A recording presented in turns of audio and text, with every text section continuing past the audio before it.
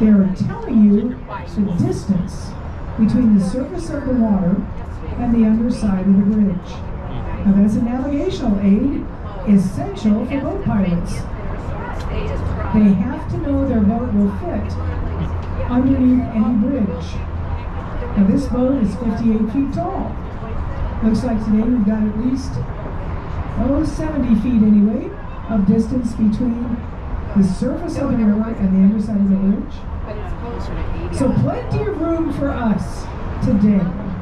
But if the river was flooded, that could make a major difference. Yeah, I wouldn't want to put it there. So navigational aids for pilots, as many things are in the river. You've seen buoys. There's one right out here off our port side. Those buoys are channel markers.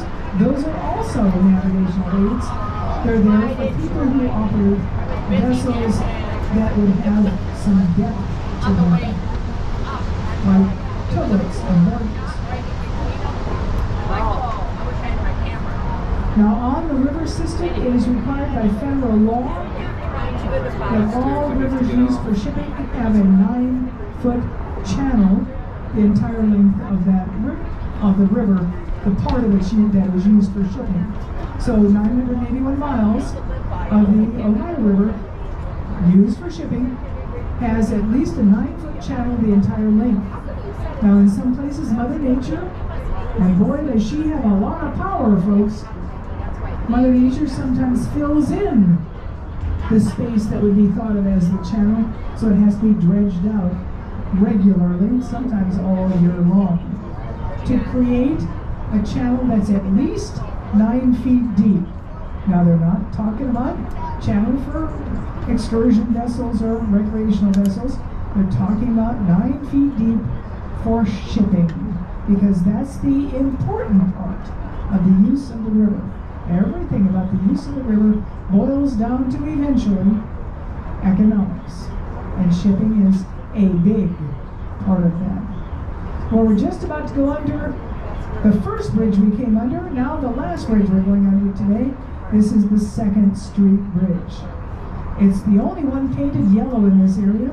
It's also a truss-style bridge.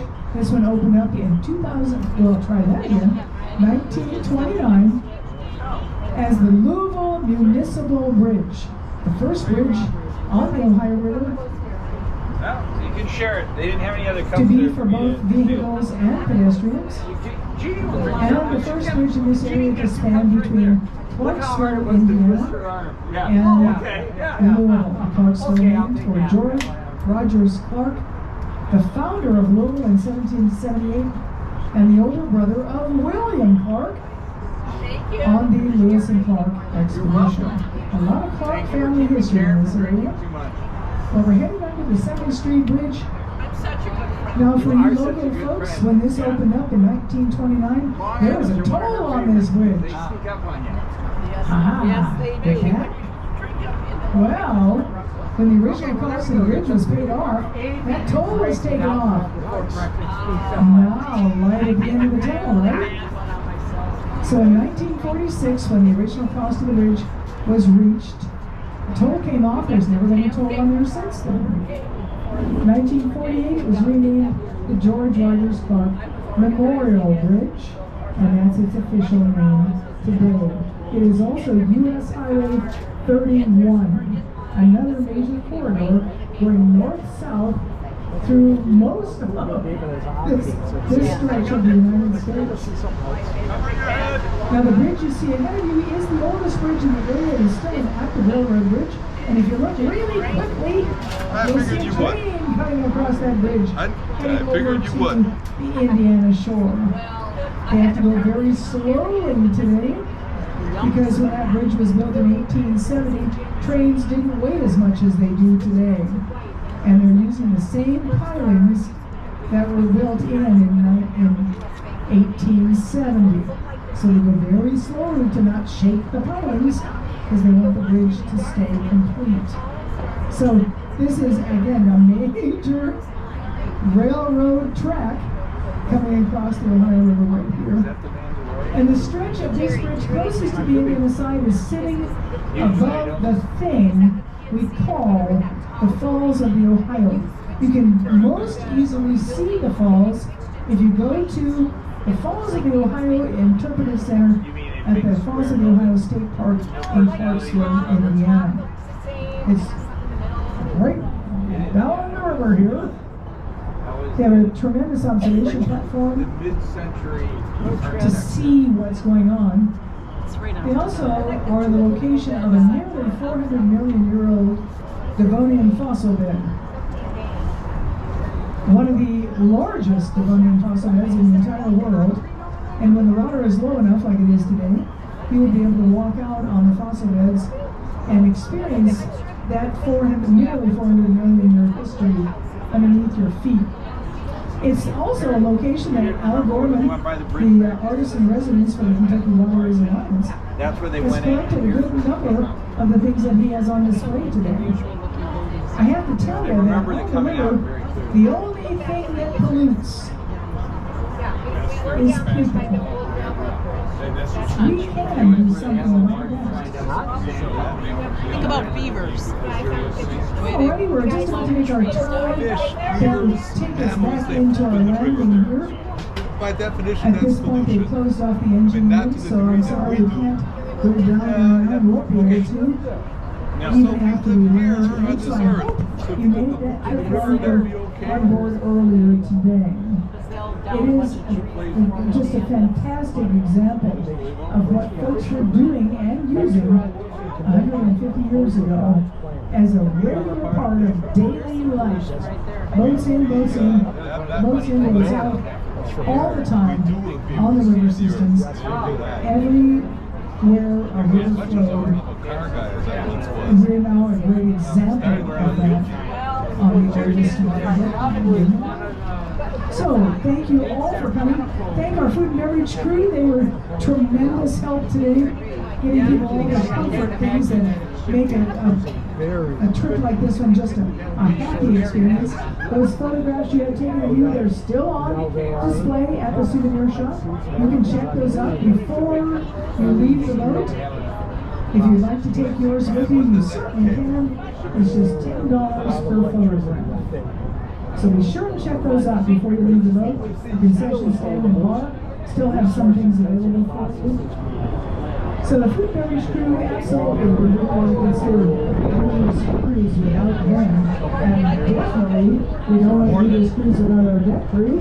Oh my gosh, they get us in and out. They also maintain this vessel to the beauty that she is. And our pilot and captain up there in the pilot house, and our engineer and striker and engineer, and our fireman and the firebox, we certainly would not be moving this vessel without them. So we want to thank them for everything they do. They keep that engine looking so spiffy clean. You feel like you can eat your lunch off the floor of that, off the deck of that engine. They do such a fantastic job of maintaining our machine and our mechanics. And they're very creative people. Our volunteer doing Paula has been all over the boat, helping folks. She's been just great, and we're grateful that she's here today. Casey's been on board with our Kentucky Waterways Alliance folks. She's one of our regular programmers for our boats, and we have so many things going on. Oh my God.